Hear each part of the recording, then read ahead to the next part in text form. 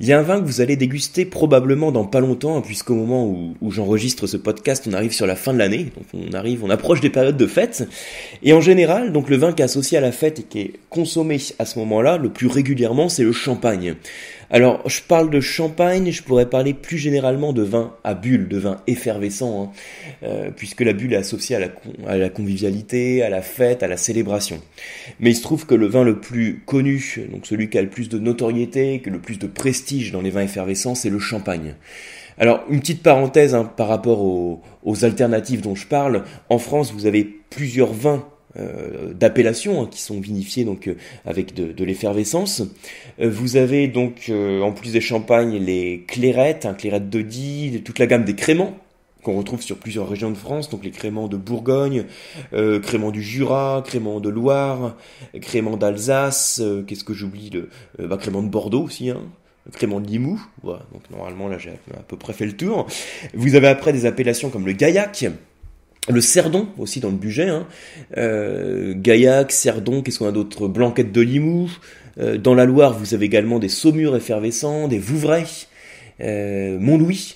Tout ça, ce sont des appellations dont je vous parle, donc des appellations qui correspondent à des zones géographiques dans lesquelles on va vinifier des vins effervescents. Ce que vous allez apprendre dans ce podcast, ce dont je vais vous parler tout de suite, c'est les principales méthodes d'élaboration pour obtenir des vins effervescents. C'est vraiment les grands repères qu'il vous faut absolument connaître quand vous ouvrez une bouteille de champagne, une bouteille de crément. C'est des choses qu'il faut avoir en tête pour mieux comprendre le vin qu'on déguste et connaître l'origine de la bulle dans le vin. Alors je vais faire en sorte de rester le plus simple possible dans le sens où je vais pas rentrer dans la technique, mais je vais quand même rester le plus précis possible, en tout cas c'est ce que j'ai essayé de faire, rester le plus précis possible tout en étant simple pour que vous ayez ces grands repères en tête. Alors pour aller tout de suite dans le vif du sujet, il faut savoir qu'il y a principalement 5 techniques qui permettent de vinifier, donc de fabriquer des vins avec des bulles. Quand on parle de vinification, on parle de fabrication du vin. Alors, 5 techniques principales, mais il y en a une que je vais laisser un petit peu à part, qui est une technique qu'on appelle la technique ou la méthode de la gazéification. Alors, pourquoi je vais la mettre à part ? Parce que c'est la seule méthode, si vous voulez, sur toutes celles que je vais vous présenter, c'est la seule méthode pour laquelle la bulle, le gaz carbonique est exogène, ça veut dire qu'il est apporté. Alors, dans la méthode de la gazéification, en fait, vous imaginez, vous avez une cuve qui est remplie de gaz carbonique, qui est remplie de CO2.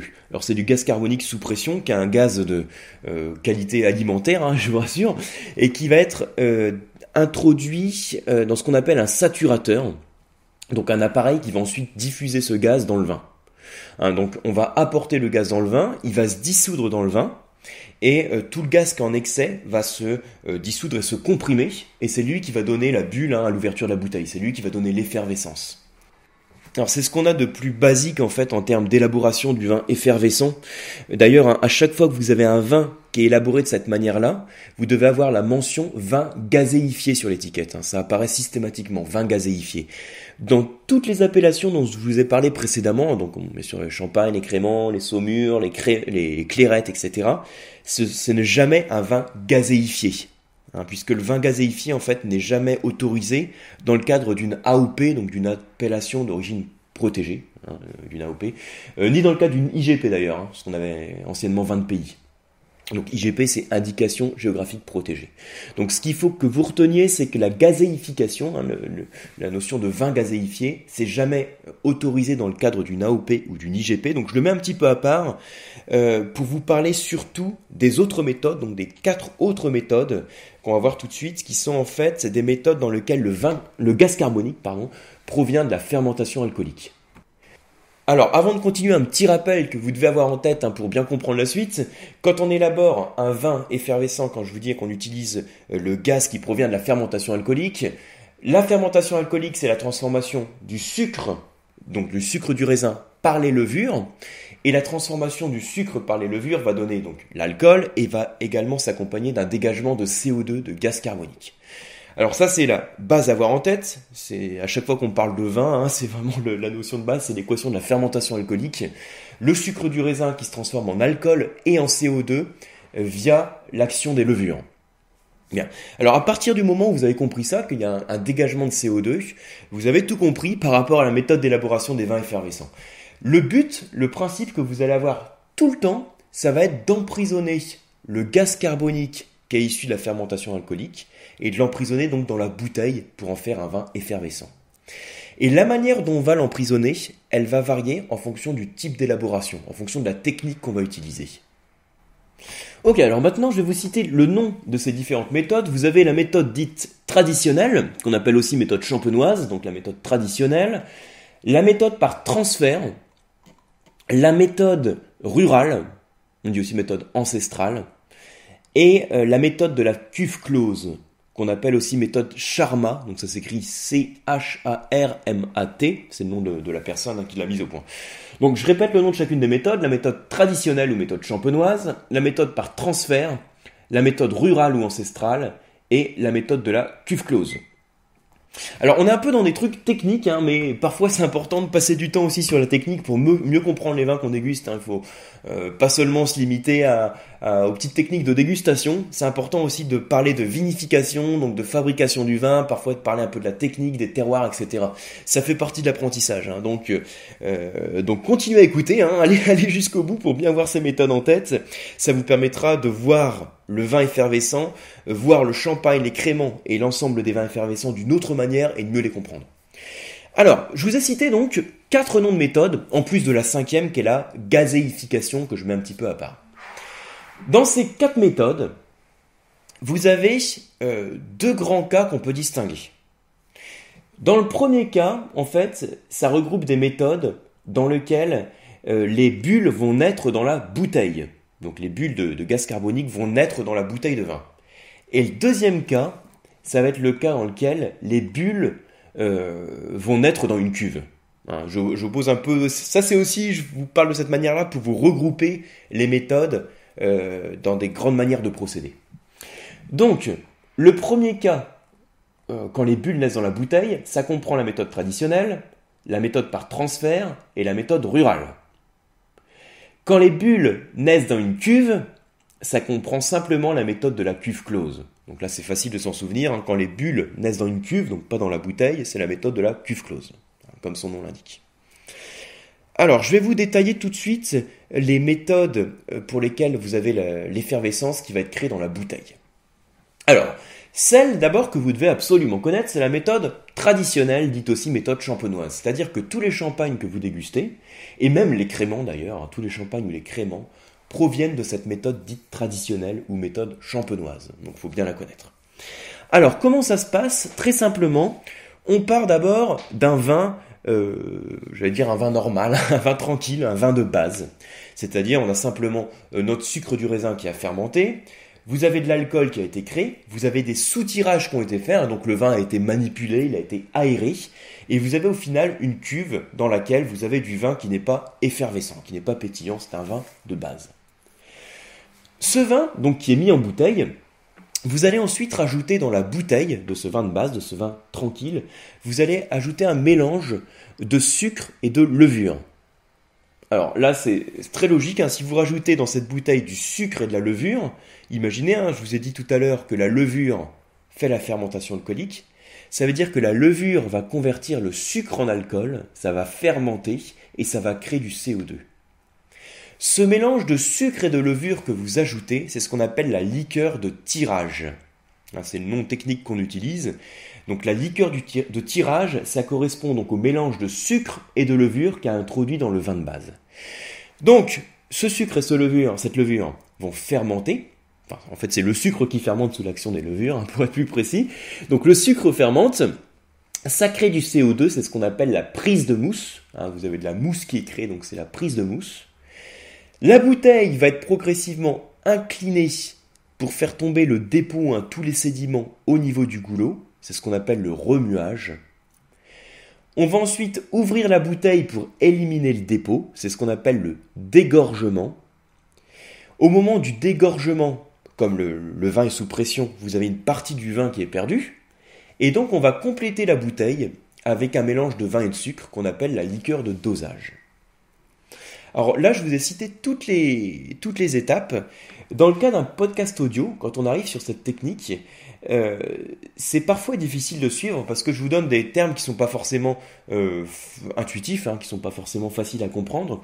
Donc ce que je vais faire sous le podcast, je vous mettrai un ensemble, un PDF que j'avais fait, dans lequel je récapitule l'ensemble des méthodes, mais sous la forme de schémas très simples. Donc là, si vous n'avez pas le blog sous les yeux, je vous répète simplement les méthodes. Vous avez un vin de base qui n'est pas pétillant, vous y mettez dedans du sucre et de la levure, c'est ce qu'on appelle la liqueur de tirage. Ça va refermenter en bouteille, donc ça fait de la bulle.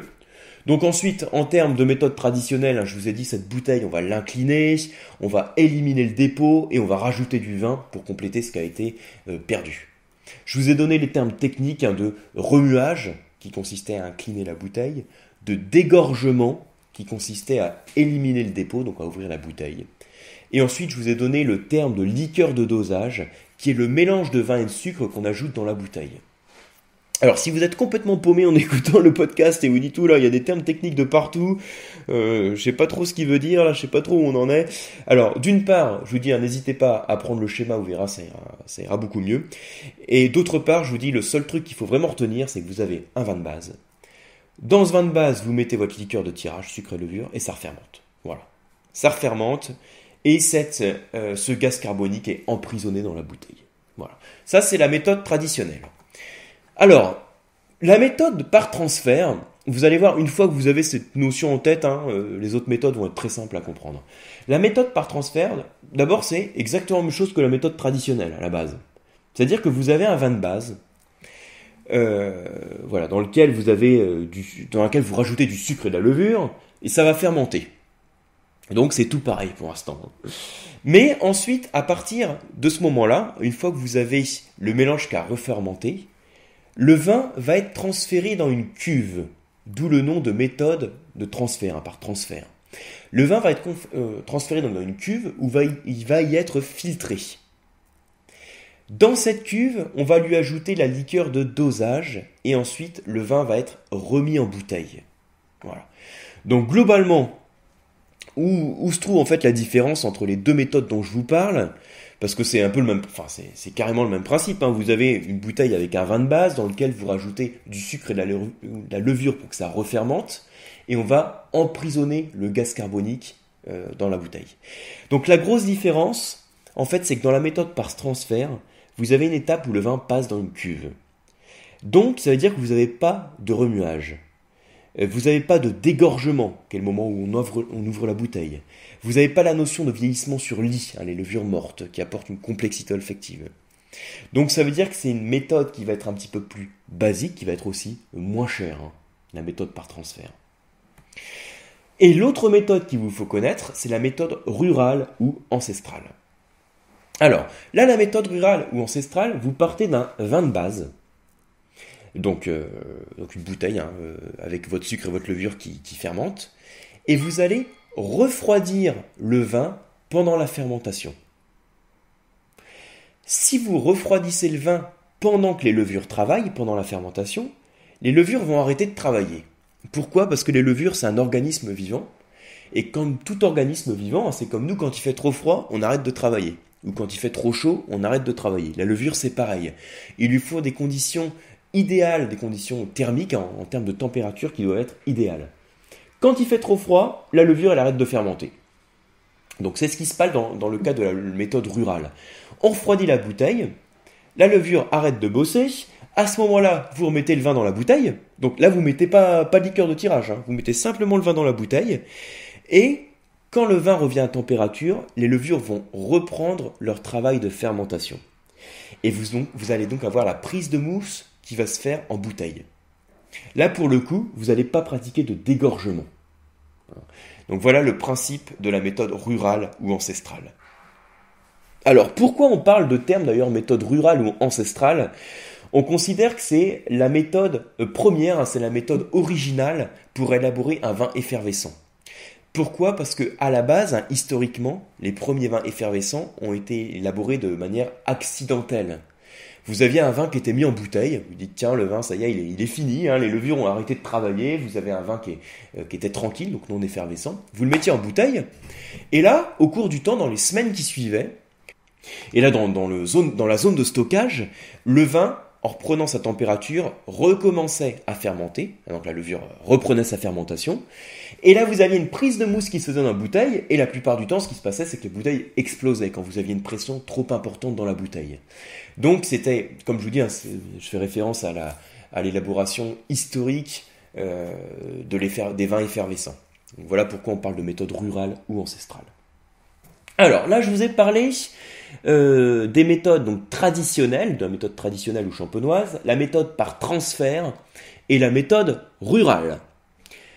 L'autre cas que vous avez, c'est le cas pour lequel l'effervescence naît dans une cuve, et comme je vous disais tout à l'heure, c'est ce qu'on appelle la méthode de la cuve close. Donc comme ça on en indique, la cuve close, les bulles naissent dans une cuve. Alors, le principe, vous avez votre vin de base, vous rajoutez dans la bouteille donc, du sucre et de la levure, vous transférez le vin dans une cuve close, d'où le nom, et dans cette cuve close, vous avez une prise de mousse qui s'effectue. Alors, la grosse différence, je ne sais pas si vous voyez la différence qu'on a avec la méthode par transfert, parce que la méthode par transfert, je vous parlais également d'une cuve. Mais en fait, la grosse différence que vous avez entre la méthode par transfert et la méthode de la cuve close, c'est que dans le cas de la méthode par transfert, dont on a parlé juste avant, la prise de mousse se fait en bouteille.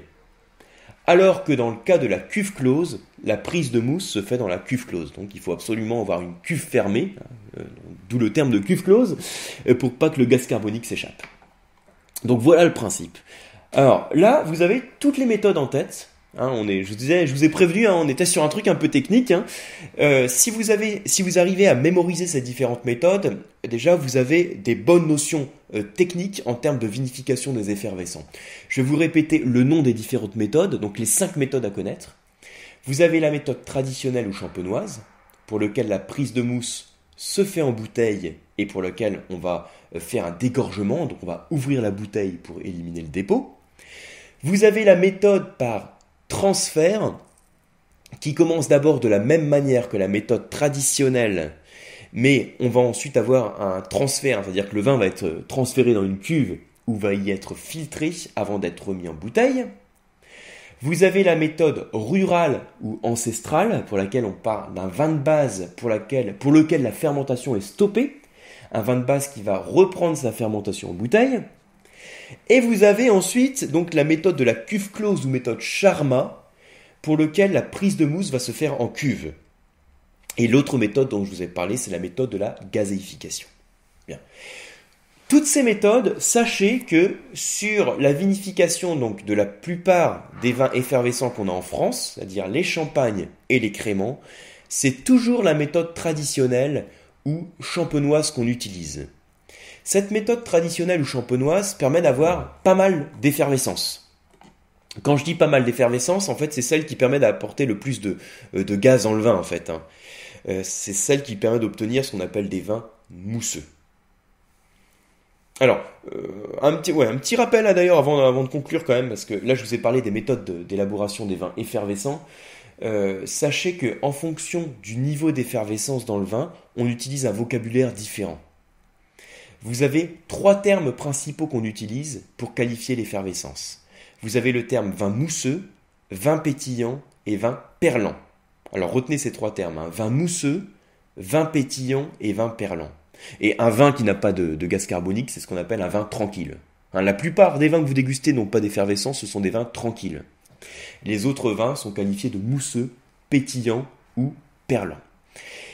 Quand vous avez beaucoup de bulles que vous voyez, visuellement vous voyez votre verre de champagne, votre verre d'effervescent qui montre, qui pétille en fait, il y a des bulles qui se forment, vous goûtez votre vin en bouche et vous sortez une forte effervescence, vous êtes en général sur la catégorie des vins dits mousseux. Le champagne et le crément font partie de la catégorie des vins mousseux. Quand vous avez ensuite une très faible effervescence détectée en bouche, vous êtes plutôt sur les vins dits pétillants. L'impression est compris en 1 bar et 3 bars. C'est par exemple les Lambrusco. Quand par contre, vous ne voyez pas du tout de bulles en termes de visuel, vous ne voyez pas les bulles qui se forment dans votre verre, mais par contre, vous détectez une très faible effervescence en bouche, on est sur la catégorie des vins perlants. Hein, c'est par exemple les Muscadet Sévrémen sur lit dans certains cas. Vous allez constater qu'il y a comme un petit côté, une petite effervescence. Vous la voyez pas du tout en termes de visuel, mais en bouche vous allez la sentir. Ce sont les vins perlants. Donc voilà pour conclure également sur ces catégories de vins mousseux, pétillants, perlants. Voilà. Alors c'est un long podcast, un peu technique, hein, je le reconnais, c'est un petit peu technique puisque je suis rentré quand même sur les principes d'élaboration des vins effervescents. Donc n'hésitez pas à jeter un coup d'œil au blog parce que vous avez le schéma PDF qui récapitule toutes ces méthodes. Et surtout, pensez à l'avoir en tête à chaque fois que vous dégustez un vin qui présente des bulles. Ça vous permettra de bien assimiler ces méthodes et de mieux comprendre ces vins. Et moi je vous dis à très bientôt.